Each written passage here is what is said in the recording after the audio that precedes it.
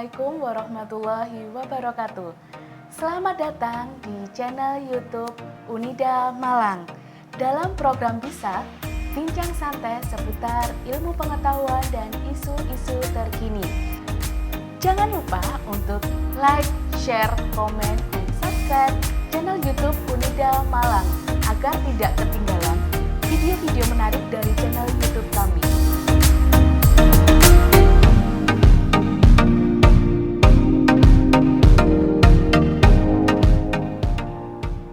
Baik, dalam bincang santai kali ini kita akan membahas mengenai Omnibus Law. Di sini saya sudah bersama dengan salah satu dosen Fakultas Hukum Universitas Wisnuwardana Malang, yakni Bapak Marsudi Dedi, Sarjana Pendidikan, Sarjana Hukum, Magister Hukum.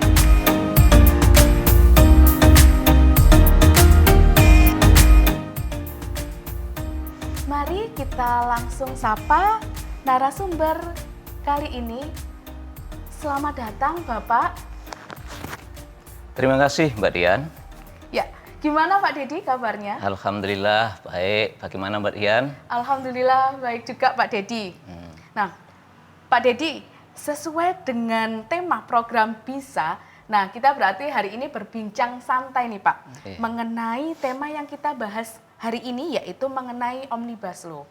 Nah, saat ini itu kan publik itu masih bertanya-tanya ya Pak ya, terhadap undang-undang yang menggunakan Omnibus Law. Sementara sampai saat ini itu masyarakat, mahasiswa itu belum begitu paham mengenai Omnibus Law.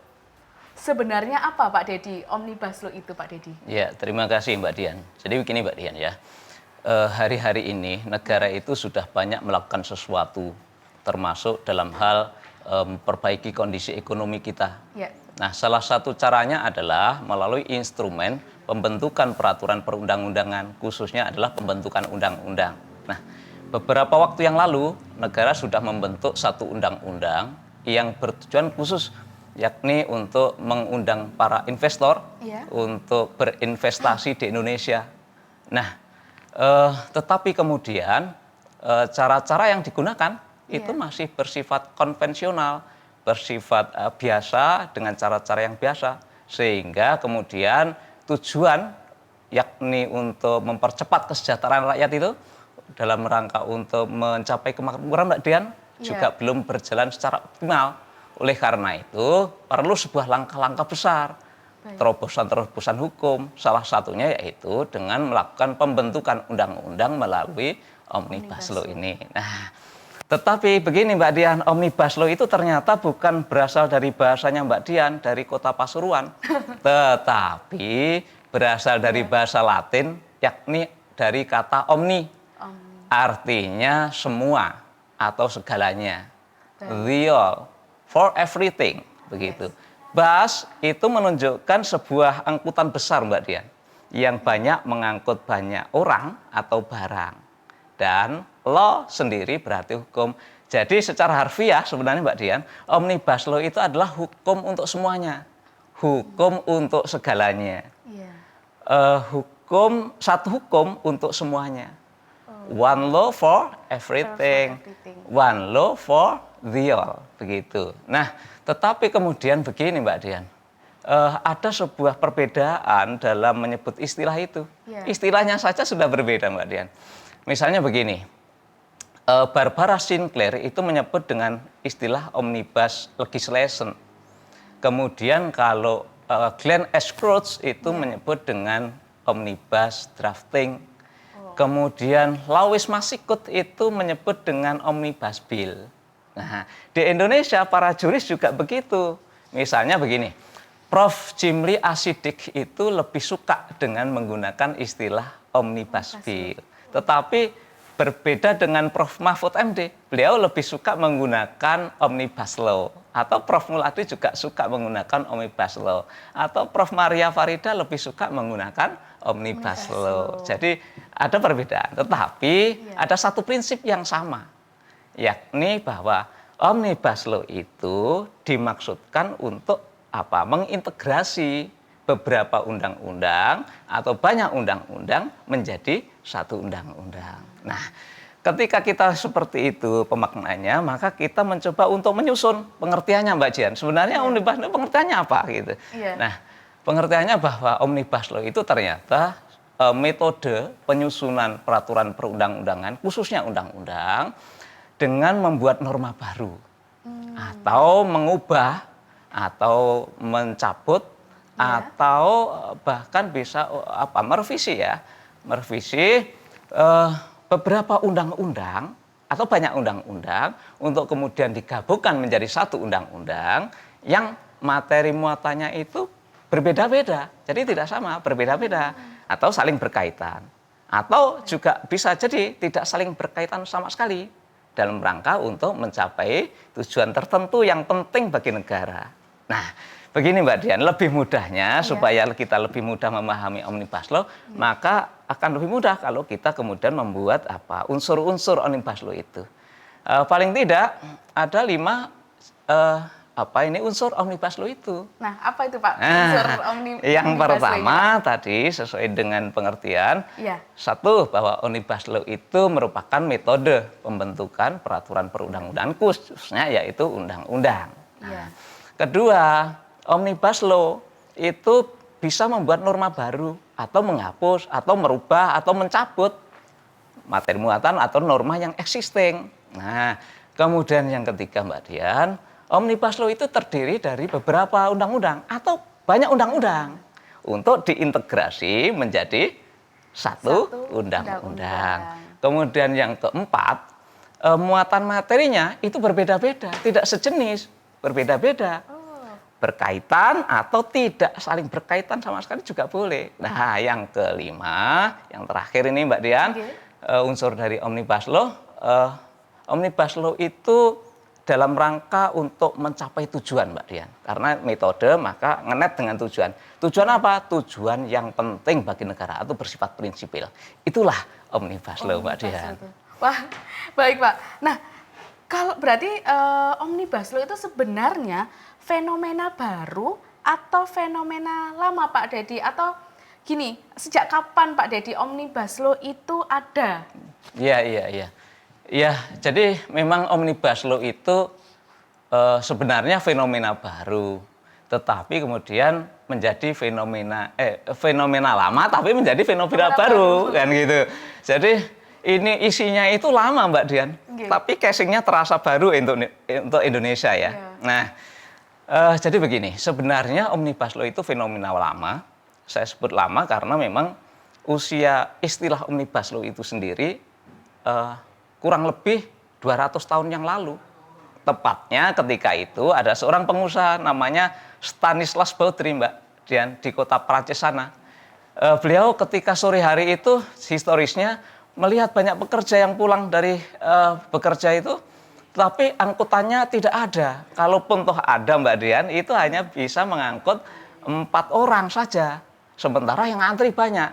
Nah, kemudian beliau berpikir, bagaimana kalau kemudian membuat satu angkutan yang bisa mengangkut banyak orang atau barang sekaligus. Maka kemudian beliau membuat satu gerbong, ditarik dengan kuda, kemudian ini bisa mengangkut 10 orang atau lebih. Nah, atau barang sekalian yang diisi oleh bermacam-macam profesi. Ya, inilah istilah kali pertama pada tahun 1828, istilah omnibus law itu di kota Paris, Prancis sana oleh pengusaha Stanislas Baudry itu ada. Nah, tetapi dalam perkembangannya Mbak Dian, ternyata dalam pembentukan undang-undang, omnibus law itu bukan di kota Prancis justruan, malah digunakan di negara Amerika.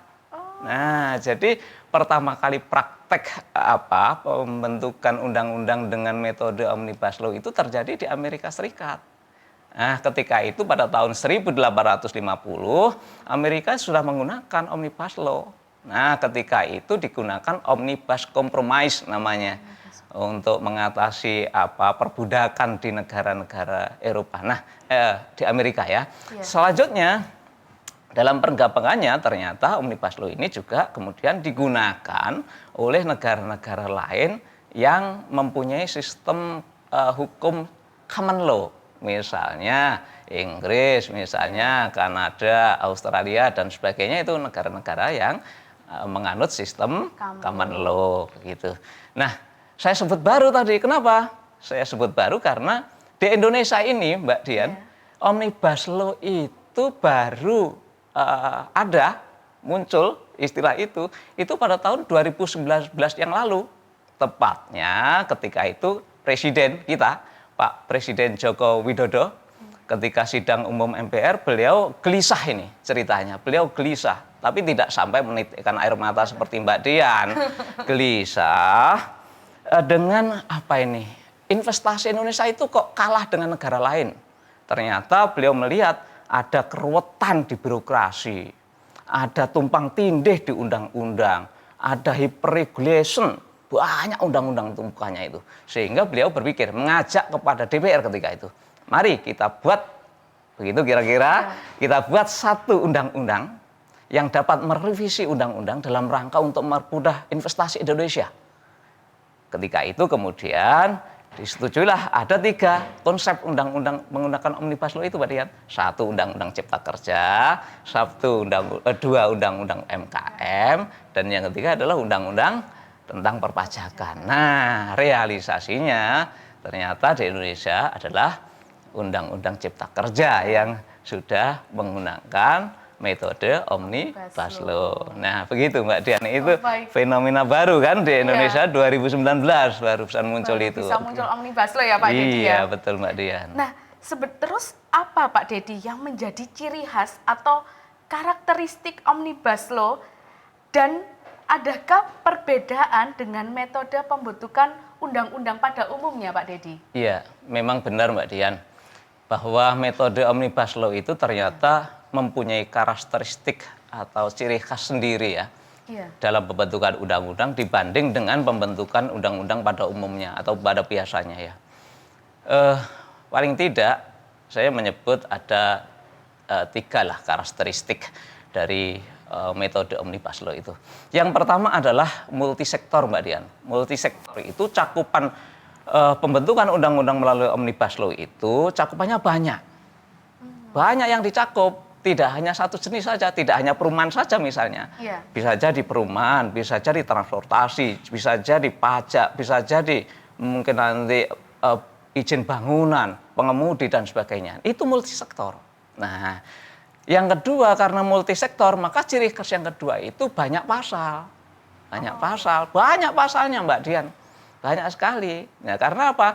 Karena itu tadi akibat dari multisektor. Misalnya ada 10 undang-undang sekarang.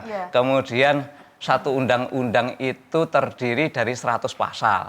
Kalau di Omnibus Law itu menggabungkan 10 undang-undang, berarti ada berapa pasal itu? 1000 pasal ya. Banyak sekali di situ. Nah, itu yang saya maksud. Ketiga ciri khasnya Mbak Dian itu terdiri dari banyak undang-undang. Banyak undang-undang itu bisa jadi puluhan, bisa jadi ratusan, bisa jadi ribuan bahkan undang-undang itu dijadikan satu Mbak Dian. Jadikan satu. Nah, itulah ciri khas daripada Omnibus Law yang membedakan dengan pembentukan undang-undang pada umumnya. Karena pada umumnya satu subjek, satu tema, satu judul. Nah, ini enggak, itu tadi. Satu judul bisa cakupannya multisektor, banyak pasal, banyak undang-undang yang dicakup ini. Nah, itu bedanya Mbak Dia. Berarti kalau seperti itu ya Pak Dedi ya, apa yang menjadi kekurangan sama kelebihan dari Omnibus Law itu Pak Dedi? Ya, memang kalau kita berbicara metode Mbak Dian ya, apalagi metode pembentukan undang-undang, setiap metode itu pasti ada kelemahan dan ada kelebihannya masing-masing. Sama lah kayak kodrat ini ya. Mbak Dian laki-laki, saya laki-laki, Mbak Dian perempuan, itu ya punya kelebihan dan kekurangannya masing-masing. Nah, sama dengan metode Omnibus. Metode Omnibus Law ini yang digunakan dalam pembentukan undang-undang ini ada kelebihannya Mbak Dian. Kelebihannya apa? Paling tidak ada 3 menurut saya ya, yang utama. 1, kelebihannya adalah efisiensi biaya Mbak Dian. Sangat efisien. Bayangkan, misalnya begini, Kalau membuat satu undang-undang diperlukan biaya 10.000 misalnya ya. Kalau kita membuat 80 undang-undang, kira-kira menghabiskan biaya berapa itu Mbak Dian ya? 80 undang-undang, kalau satu undang-undang 10.000, 800.000 ya? 800.000. Nah, coba kalau menggunakan cara-cara biasa menghabiskan 800.000. Tapi berbeda dengan metode Omnibus Law ini, karena tadi sifatnya adalah mengintegrasikan, menggabungkan banyak undang-undang menjadi satu undang-undang, maka 80 undang-undang ini hanya satu kali pengajuannya, satu kali pembahasannya, satu kali pengundangannya, satu kali. Nah, bisa memuat berapa ratus ribu ini? 100.000 satu undang-undang, kemudian 800.000. Nah, bisa menghemat 700.000. Nah, ini masih ribuan Mbak Dian. Bagaimana kalau jutaan?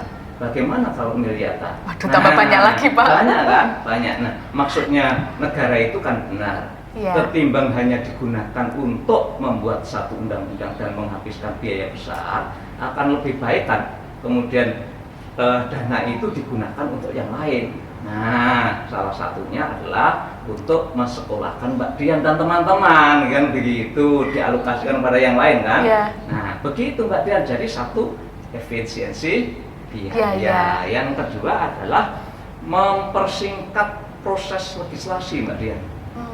Singkat prosesnya. Kenapa? Karena dalam metode Omnibus Law itu pembentukan dengan menggunakan omnibus itu biasanya dibatasi oleh waktu Mbak Dian. Batasi oleh waktu. Ya. Kenapa? Karena dalam banyak undang-undang itu dikejar dalam target waktu. Misalnya beberapa waktu yang lalu 79 undang-undang itu ditarget 100 hari harus jadi. Wow. Nah, ada juga justru yang menarget gini, satu halaman pembahasan itu dibatasi waktu maksimal 15 menit harus selesai. Nah, dengan demikian kan akan terjadi apa? Akan terjadi proses legislasi yang cukup singkat. Karena sekali lagi ini tidak hanya satu undang-undang kan begitu. Nah, yang berikutnya adalah menghindari adanya kebuntuan politik, Mbak. Ya. Deadlock istilahnya. Ingat, kalau satu undang-undang diperebutkan oleh banyak fraksi, sementara kemudian ada perbedaan fraksi, nah bisa jadi deadlock, Mbak Dian. Nah, dengan Omnibus Law tidak akan terjadi seperti itu. Kenapa? Pilihannya banyak. Kalau ada 5 fraksi, kemudian ada 7 undang-undang, kan bisa memilih ini. Nah, memilih yang mana yang disukai, memilih mana yang menguntungkan bagi kepentingan mungkin fraksinya yang mewakili daripada audiennya, pemilihnya, kan begitu. Jadi sangat memungkinkan untuk tidak terjadinya adanya sebuah deadlock atau kebuntuan politik. Tetapi ada kelemahannya Mbak Dian. Nah, apa Pak kelemahannya itu Pak? Kelemahannya pembentukan undang-undang dengan metode Omnibus Law itu ternyata satu bersifat pragmatis Mbak Dian. Pragmatis itu gini. Pembentukan undang-undang biasanya hanyalah untuk jangka waktu yang pendek biasanya. Misalnya hanya untuk memenuhi kebutuhan ekonomi, atau untuk memenuhi kebutuhan politik, atau untuk memenuhi kebutuhan yang lain yang sifatnya adalah jangka pendek dan sangat pragmatis sekali. Yang kedua Mbak Dian, itu ada kelemahan, yakni metode ini itu tidak partisipatif, tidak demokratis. Nah, kenapa terjadi seperti itu? Ya karena tadi saya katakan ada batasan-batasan. Kalau tadi misalnya satu halaman itu hanya dibatasi 20 menit misalnya, kapan masyarakat bisa memberi masukan? Nah, di situ. Kapan kemudian masyarakat orang perseorangan bisa memberi tanggapan, masukan, saran dan sebagainya? Tidak ada kesempatan itu. Oleh karena itu biasanya memang di banyak negara juga kelemahan itu bersifat tidak partisipatif dan tidak demokratis. Yang terakhir Mbak Dian, bahwa kelemahan dari pembentukan undang-undang melalui Omnibus Law itu biasanya kurang cermat, tidak hati-hati, tidak cermat, tidak hati-hati. Bayangkan misalnya begini, Mbak Dian, saya misalnya meminta Mbak Dian untuk membuat satu makalah, kemudian saya batas waktu, misalnya makalah harus selesai dalam jangka waktu 1 kali 24 jam misalnya. Nah, misalnya bisa jadi, tapi persoalannya adalah saya yakin isinya itu banyak yang salah, AIU tulisannya itu banyak yang keliru, banyak yang tidak sesuai dan tidak cermat. Akhirnya ya itu nanti kalau terjadi seperti itu dalam pembentukan undang-undang, bisa jadi nanti akan masyarakat akan melakukan pengujian kalau seperti itu, karena tidak cermat itu tadi, Pak Dian. Nah, itulah kelebihan dan kelemahan dari Omnibus undang-undang melalui Omnibus Law. Baik, Pak Dedi. Nah, sebenarnya bagaimana Pak praktek penerapan Omnibus Law itu, Pak Dedi? Ya, terima kasih Mbak Dian. Jadi begini ya, memang praktek di masing-masing negara itu berbeda-beda, Mbak. Ya. Kalau kita mencoba sekarang praktek di luar negeri dulu, Mbak Dian, ya, di beberapa negara, di negara lain ya. Misalnya saya coba dengan negara Amerika misalnya. Di Amerika, terutama di negara bagiannya Mbak Dian, itu penggunaan Omnibus Law itu memang digunakan, cuman kemudian menggunakan pola single subject rule.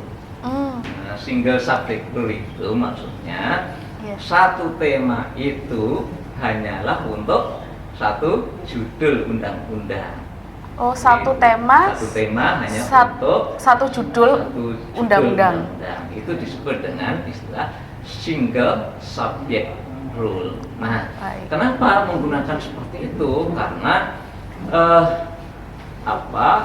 untuk menghindari tadi satu partisipasi tadi, kalau di sana menghindari adanya praktek riders. Praktek riders itu memuat pasal-pasal atau memasukkan pasal-pasal yang itu tidak menjadi keinginan parlemen. Bisa jadi itu kepentingan orang-orang di luar parlemen, bisa jadi titipan gitu. Itu namanya praktek rider, memasukkan pasal-pasal yang tidak diinginkan oleh parlemen. Yang kedua, Mbak Dian, di sana menggunakan single subject rule itu dimaksudkan untuk menghindari log rolling. Apa itu, Pak? Log rolling itu Pak? Saling bertukar pembahasan undang-undang. Jadi mana yang menguntungkan? Gitu.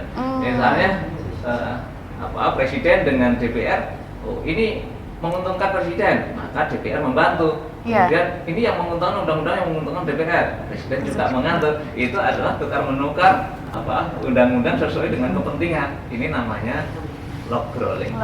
Ya, itu di negara Amerika Serikat. Nah, kalau di Amerika Serikat Omnibus Law itu digunakan khusus dalam konteks undang-undang, Mbak ya. Undang-undang. Nah, ini berbeda dengan negara Jerman, Mbak Dian. Jerman walaupun menggunakan civil law, ternyata di sana juga menggunakan Omnibus Law juga dalam pembentukan undang-undangnya. Nah, tetapi kemudian di negara Jerman itu tidak kemudian khusus pada undang-undang, tetapi justru dapat digunakan pada konteks undang-undang, tapi juga dalam peraturan pelaksana daripada undang-undang sendiri. Nah, ini kalau di Indonesia itu disebut peraturan perundang-undangan. Jadi selain undang-undang ada peraturan pelaksana, dan itu boleh menggunakan Omnibus Law. Nah, kalau di negara Kanada misalnya, Omnibus Law itu digunakan dengan menggunakan multi subject rule ya. Bukan single tapi multi. Ada berapa? Misalnya dikelompok-kelompokkan tema itu, misalnya tema-tema yang sejenis dikelompokkan. Kelompok-kelompokkan. Nah, dari tema-tema itu kemudian dibuat satu judul.